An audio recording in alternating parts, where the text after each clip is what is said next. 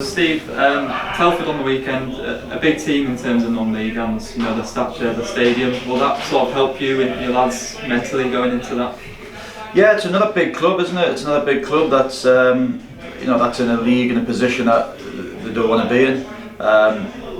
They've had an up and down season, but they've made a couple of impressive signings this week. They're a better team than probably the league position shows, and as we found this season,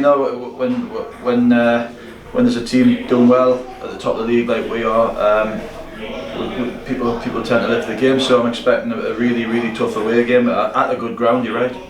Yeah, and you mentioned a few signings they made this week. Will that make them a bit of an enigma going into the game? Yeah, it'll make it a little bit more difficult to work out what they're going to do, but with the risk of repeating myself again, we tend to go into it the way that we go into most games. We look at the opposition system, set plays, things like that. But regarding the actual gameplay, we go in the way that we normally do. We look after ourselves. We work on what we are going to do this week, how solid we can be without the ball, and hopefully that will work against whatever system we play. Yeah, and obviously 12 games in now, unbeaten, but only 3 points ahead of Chester. Did you expect it to be this tight this late on in the season? I expected the league to be tough, really tough. I expected nobody to run away with it. We look at ourselves and we think we've had a really good start, but yet we haven't really created a gap that can't be sort of closed down within a couple of games. So we have to keep going. We have to keep cracking on. We have to keep our standards high. Training's been very good again this week, under different circumstances, and we can't take the foot off the gas at all. We can't drop the standards at all. We know that, but that's ingrained in the lads now. We've been saying that since we put the group together pre-season, and so far they haven't let us down. Yeah, and you played 4 of the top 7 teams already in the division, and still unbeaten. That must be positive as a manager looking at the table. It is. Yeah, I think obviously some teams have started slower than others. Some teams have got themselves on a very good run. I think we've probably been steady. Looking back at the points that we have dropped, even though we haven't lost a game, we've left probably 3 or 4 points out there with the draws. But that's nitpicking a little bit. If you'd have told me at the start of the season, I'd hoped we'd be standing here talking about being unbeaten into middle of October, but I can't be anything else but delighted with the boys. But we've got more in us. I know we have, and that's what I keep telling them every day. That there's more to come. Yeah, and how are the lads trained this week? Has anyone staked a claim for a starting spot? They train great every week. They all know that.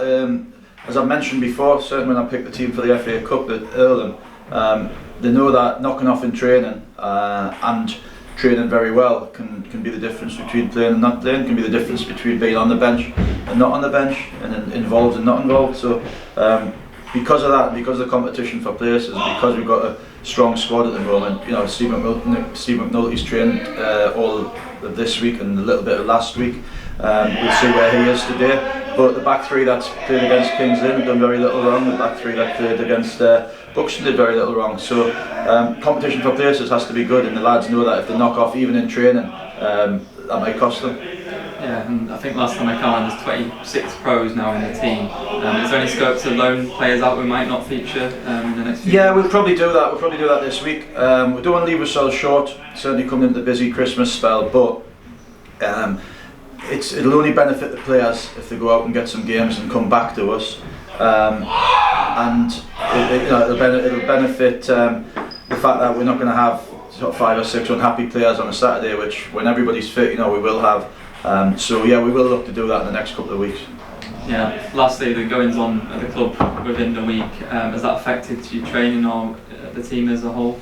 I haven't allowed it to affect the training. I want to give what happened as little airtime as possible, because I don't think they deserve to be talked about. All I would say is that the rest of us, the real York City supporters and the squad and the club, just have to be united. We have to get to where we want to be this season. It's going to have to be together. Everybody, fans, players, staff, everybody involved, all as one strong group, and let things like this not affect us as much as we can. But nothing should affect us. We shouldn't, as a group, including fans and everybody. Anything that's got a chance of derailing us, has to be stamped out from throwing flares onto the pitch, which is absolutely no help, no benefit to what we want to do, to a harmonious sort of crowd atmosphere. People like James, who's a very important member of the supporters, the fans, the staff. Everybody love him. He helps around the place. For the fact that he's not able to stand in his normal stand because he's been a victim of a little bit of bullying, it just can't happen. We've got no room for that at this club whatsoever. So my message is, whatever happened this weekend, just as a club and as a group of supporters, as a group of players and as a staff, just stick together, and hopefully when we're successful at the end of the season, it'll have been a real joint effort from everybody.